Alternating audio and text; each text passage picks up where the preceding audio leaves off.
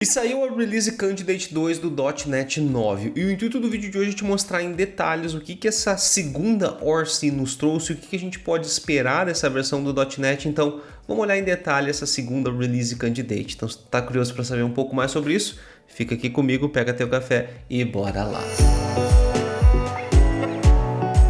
Fala galera, Henrique Jareta por aqui e no vídeo de hoje a gente vai falar sobre a ORC2, né, ou a Release Candidate ali, que foi lançada no .NET, mostrando alguns aspectos, algumas mudanças ali para a nossa versão oficial do .NET. Como todos sabem, agora em novembro vai ter o lançamento da versão 9 do .NET, né? Então, nossa, a gente já tá no .NET 9, né? Lembro quando era 3.1 ali, versão 5, enfim, até antes disso, né? Pegando um pouco do .NET Framework, mas a gente já tá na versão 9 e tem coisas bem legais. Antes da gente começar o vídeo, né, mostrando aqui na tela do meu computador, é importante que a gente coloque alguns pontos ali para que a gente entenda alguns pontos. A Release Candidate não é a versão oficial ainda, né? Normalmente a Microsoft libera ali em torno de 2 Release Candidates, então a gente consegue ter uma noção de como vai ser a versão final do .NET, mas realmente a versão final é o que a gente chama de GA, né? Que é a Global Availability ou General Availability, que é a versão ali geral, né? A versão global que vai ser lançada. Outro ponto importante é que essa versão 9 ela é uma versão STS, né? Que é Standard Term Support. Ao invés de ser uma LTS, como a gente tem agora a versão 8, né?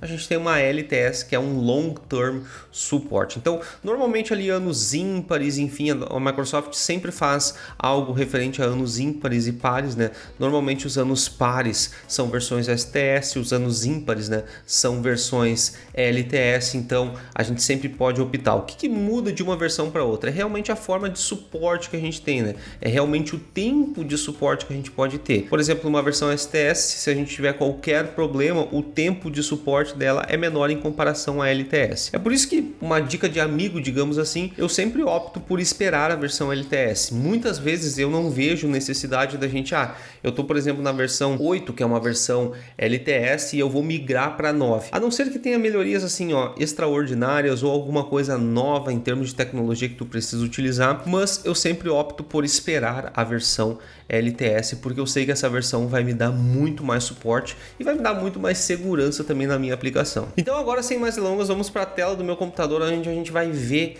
cada detalhe ali que veio dessa Release Candidate 2, né, para que a gente entenda, a gente possa ter um gostinho, digamos assim, do que vai ser a versão final do .NET. Muito bem, então, pessoal, já aqui na tela do meu computador, a gente vai analisar aqui, né, o artigo oficial, né, que está lá dentro do blog da Microsoft, onde eles liberaram aqui que a Release Candidate 2 está disponível. Então, o que a gente pode entender aqui já do primeiro parágrafo, né? Então, eles já estão preparando, né? Aqui já é os últimos retoques, né, para a versão General Availability, que é a versão GA, né, ou Global, enfim, que vai ser a versão oficial do .NET, né? Então, eles já estão dizendo aqui que vai vir em novembro essa versão. Então, normalmente ali entre 10 e 15 de novembro a gente tem o lançamento da versão do .NET, isso todos os anos, tá? Então provavelmente não vai ser diferente nesse ano, aonde eles estão dando os últimos toques, eles falam aqui que eles estão dando os toques finais em performance, estabilidade e algumas otimizações adicionais, né, pro lançamento do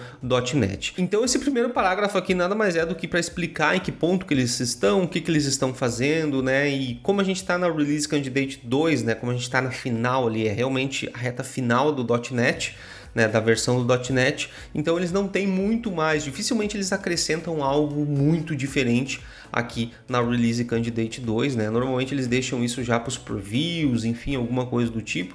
Eu até fiz um vídeo aqui sobre o preview 1 do .NET, né, que na minha opinião foi o que teve mais alterações, enfim, o que realmente mostrou o que o .NET teria, né, o .NET 9 teria nessa versão. Vou deixar o link aqui para tu dar uma olhada, mas o que realmente importa é aqui, nessa parte aonde eles falam o que realmente mudou, né, o que realmente está mudando. Então a gente vai olhar um por um aqui e ver se tem alguma coisa interessante, alguma coisa que a gente possa realmente comentar aqui que vai ter uma mudança gigantesca. Então se a gente clicar aqui em Libraries, vamos ver o que ele tem aqui. Então aqui a gente pode ver que não teve muitas alterações, né? Uma coisa que eu acho muito legal de olhar aqui é o changelog que eles disponibilizam, né?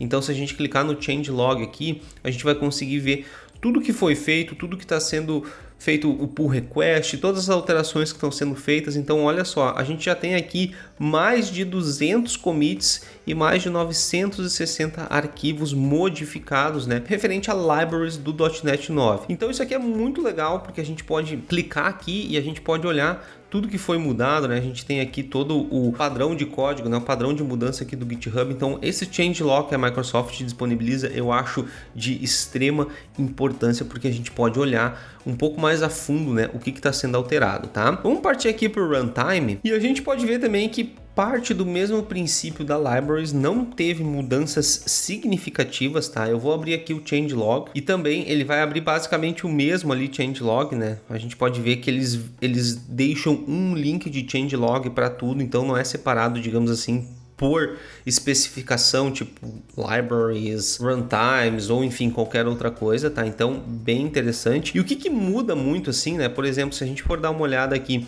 na questão de runtime, normalmente as versões do .NET, né, pessoal? A gente sabe que, além de diversas melhorias, um dos focos do .NET da Microsoft é realmente trabalhar com performance, né? Então, se a gente pegar, por exemplo, do 6 para o 7 teve uma grande mudança de performance, do 7 para o 8 também teve, se não me engano, acho que foi 30%.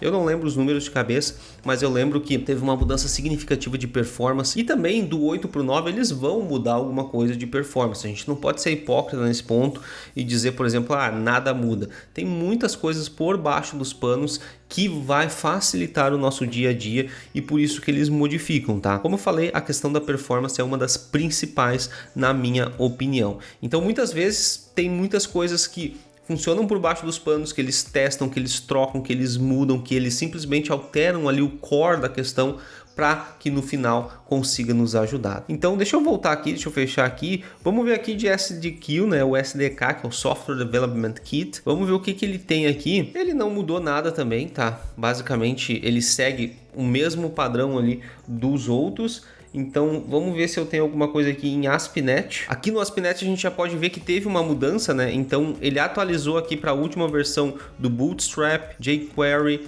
e algumas validações ali de versão do jQuery. Então isso é uma coisa bem legal, porque a Microsoft ela investe assim em muitas coisas de Bootstrap, jQuery, o que na minha opinião é bom e não é ao mesmo tempo. A gente tem que ver muito o contexto, mas hoje já existem, por exemplo, bibliotecas de estilo, né? Por exemplo, Bootstrap é uma biblioteca de estilo, né? Então já existem bibliotecas muito mais modernas, como o próprio Tailwind, por exemplo, que é uma biblioteca super tranquila de usar e ela traz essa modernidade, né, de estilização. A gente sabe também que no decorrer aí do mundo da TI, né, no decorrer dos estudos, muita coisa sobre experiência de usuário, né, foi modificada, foi alterada, né, que a gente chama de UI UX, né, que é o User Interface e User Experience. Como que a gente consegue melhorar a experiência do usuário? Então, muitas bibliotecas, eu posso citar aqui a Tailwind, que é a mais famosa, foram criadas em decorrer disso para trazer essa modernidade para o nosso website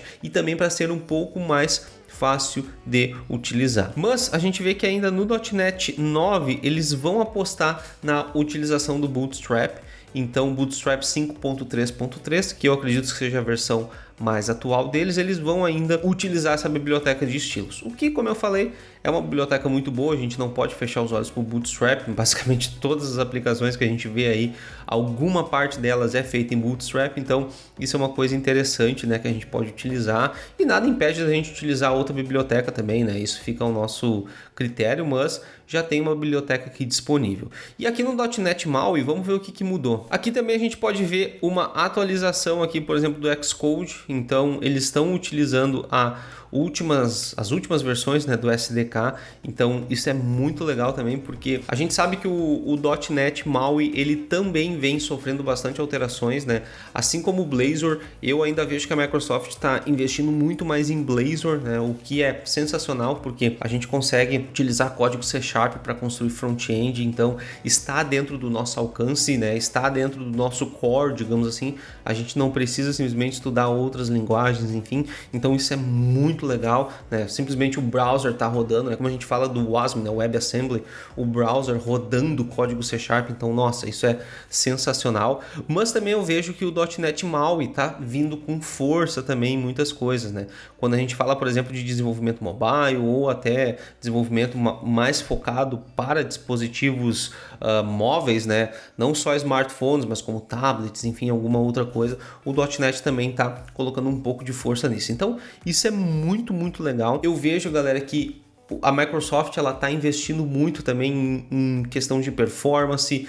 Teve no .NET 8 ou no 7, se não me engano, uma performance muito grande de strings. Então, cara, strings é um assunto sensacional. Strings é um assunto que leva tempo para a gente entender e eles estão, né, focaram em algumas versões atrás. Eu confesso que eu não lembro exatamente o número, tá? Mas algumas versões atrás eles focaram muito na performance de strings. Então, a gente consegue ver com essas releases que o .NET 9 vai vir sim com uma força, ele vai vir com algumas mudanças, principalmente na questão de performance, né, a questão performática dele, e a gente pode, com o Release Candidate 2, a gente pode ter o gostinho de como vai ser a nossa versão em novembro. Lembrando que o link aqui do blog oficial eu vou deixar aqui na descrição do vídeo para tu poder acessar, e eu espero de coração que tu tenha gostado desse vídeo, eu espero de coração que tu tenha entendido quais que serão as mudanças ali do .NET. Eu vou te pedir para tu te inscrever aqui no canal também, me dar essa força, porque é com a tua inscrição que eu vou saber que o meu conteúdo tá conseguindo te atingir, tá conseguindo te ajudar, e com isso vai atingir mais e mais pessoas. Então,